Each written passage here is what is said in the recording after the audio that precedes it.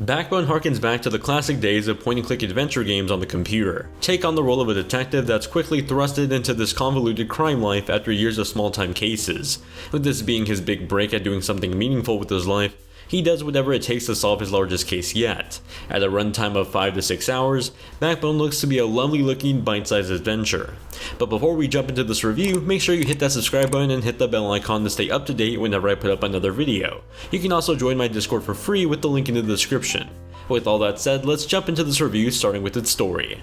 Taking place in a post-noir setting, Backbone has us play as private investigator Howard Lotor, a raccoon living within the walls of the city. The civilians of this world are all anthropomorphic animals with a class structure from the apes to the carnivores to the more defenseless mammals. After a series of small-time cases, Howard is at the edge, just wanting his next big break and doing something meaningful. Unbeknownst to him, the recent infidelity case he takes up might just take him there.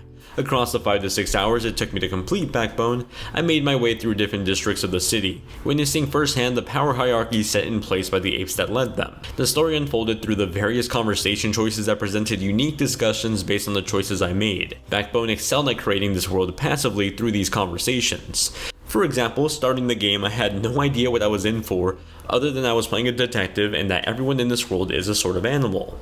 However, as I played, these conversations organically left little breadcrumbs of world building, helping solidify the lore and a lot of the backdrop around the story. It was phenomenally well done and more importantly, felt authentic. These conversations with everyday civilians from all different parts of the city reflected their upbringing and their social class. For many moments throughout the story, I felt engulfed in this world, as if I were truly living in it. As someone living in Los Angeles, it oddly felt nostalgic, like reminiscing and projecting old Los Angeles onto this fictional town, and I loved it. As I mentioned prior, Backbone is a modern point-and-click adventure game. You control Howard in a 2D view of the world that I must say looks beautiful. There's a lot of lovely intricate design choices here that ultimately make this world feel alive. Navigating throughout it was pretty straightforward. At most times you're just navigating left to right to get across with some interaction prompts coming up for any areas you could enter or people you could talk to. Pressing the tab key pulls up your objectives along with your inventory, although I rarely ever found myself having to pull up my inventory or my objectives.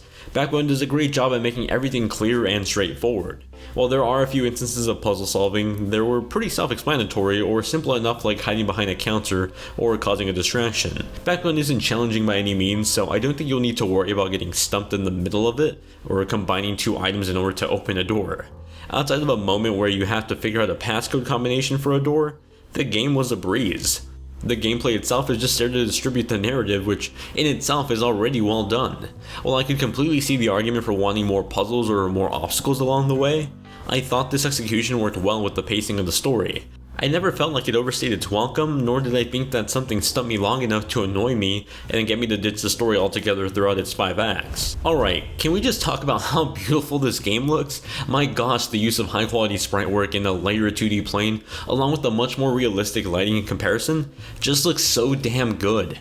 I love this visual design choice and it looks phenomenal in execution. The use of real-time shadows along with the pixelated look reminds me a lot of the 2D HD style Square Enix has manufactured, and it only makes me want to see it in more game genres. Mixed in with this art style are cutscenes told through moving screenshots that give off the look of a comic book or a graphic novel. It plays very well with the whole noir theme of the story, and I just can't get enough of it. Now I played my review copy on a PC and I was able to run this quite flawlessly at 4K 60 with my 3060 rig. This is also available on Xbox One, Nintendo Switch, and PS4, and though I wasn't able to test these platforms prior to the release, I can't imagine this game is all that intensive on them. While I loved a lot of Backbone, where its quality does start to dip a little bit is in its sound design. Now make no mistake, the music is great. I love the noir aesthetic that this game goes for. The music choices here, especially during cutscenes, really help sell that theme. However, I found a couple of instances where sound effects for ambient sound design, for example, just didn't fit at the moment. I remember taking a break for a cup of coffee and hearing this static sound from my computer.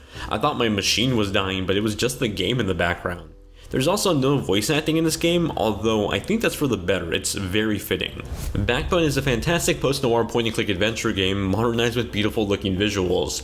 Its story completely captivated me and I was enthralled by the numerous amounts of fleshed out characters that only further piqued my interest. While it's not a challenging game by any means, there are puzzles and bits of clues that help progress the investigations and more importantly, the unique conversations you choose to have. While it's on the short side of about 5 to 6 hours, I think it's completely worth experiencing, and it's also available on PC Game Pass. Hey everyone, thank you very much for checking out the review. Please be sure to give it a like and share it if you enjoyed it. It helps the channel out a lot and I greatly appreciate it. Point and click adventure games aren't my usual go-to genre, but man, I really like this game. If you have the chance to check it out, I say go for it. It's really accessible and doesn't overstay its welcome, so I think it's a great entry point for anyone that doesn't normally play this genre. Anyway, I gotta get back to playing Guilty Gear Strive. That'll probably be my next review you see on this channel, but until then, I'll see you in the comments down below or over on the free Discord server. The link is in the description.